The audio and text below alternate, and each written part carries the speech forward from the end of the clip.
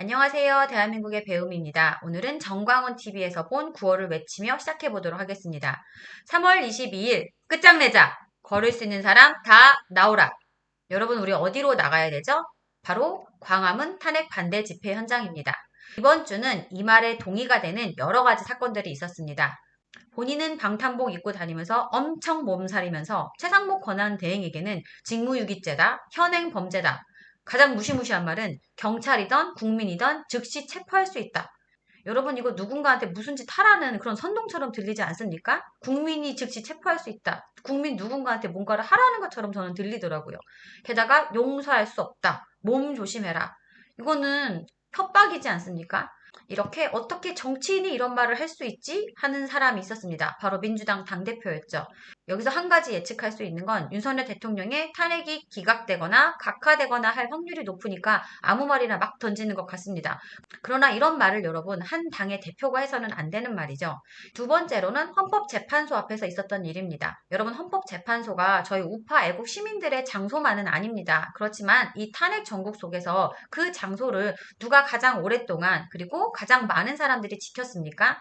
바로 윤석열 대통령의 탄핵을 무효화하고 직무복귀시키기 위해서 큰 목소리를 외치고 있는 바로 애국 우파 시민분들입니다.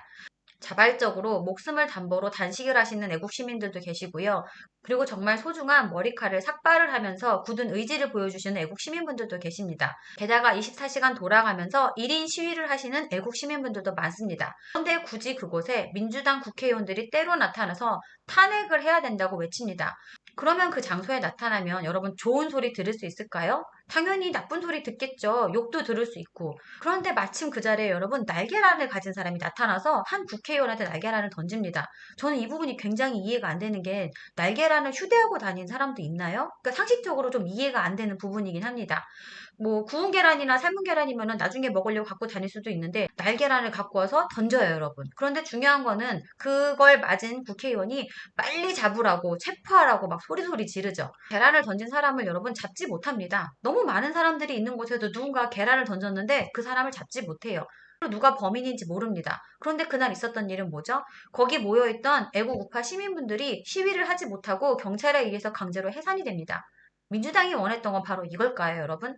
그리고 오늘 무슨 일이 있었냐? 최상목 권한 대행에 대한 탄핵 소추가 발의되었습니다. 여러분, 30번째 탄핵입니다. 지금 29번 탄핵이 있었고 그 중에서 10건 중에서 8건이 다 기각됐고 2건이 남았는데 한마디로 다 의미 없는 탄핵이잖아요, 여러분. 그냥 막 던지는 탄핵이죠. 게다가 다음 주에 24일에 한덕수 국무총리 탄핵이 아마도 기각이 되겠죠. 이렇게 되면 어떻게 돼요, 여러분? 최상목 권한 대행이 직무가 정지가 됩니다. 그러면 우리는 대통령의 권한을 대행했던 한덕수 총리도 탄핵, 최상목 권한 대대행도 탄핵, 지금 대통령의 역할을 할 사람이 아무도 없는 겁니다. 이 사실 자체가 여러분 도대체 뭐 좋자고 국가 좋자고 하는 건가요? 국민 좋자고 하는 건가요? 아니면 민주당 입맛에 안 맞아서 하는 걸까요? 상식적으로 생각하면 후자라고 생각합니다. 그리고 여러분 너무나 기가 막힌 일이 벌어졌습니다. 우리 조기 대선 운운하는 사람들을 어떻게 표현하죠? 부모님께서 멀쩡히 살아 계시는데 제사 준비하는 후레자식이라고 표현하죠. 이 후레자식들이 여기저기서 나타나고 있습니다.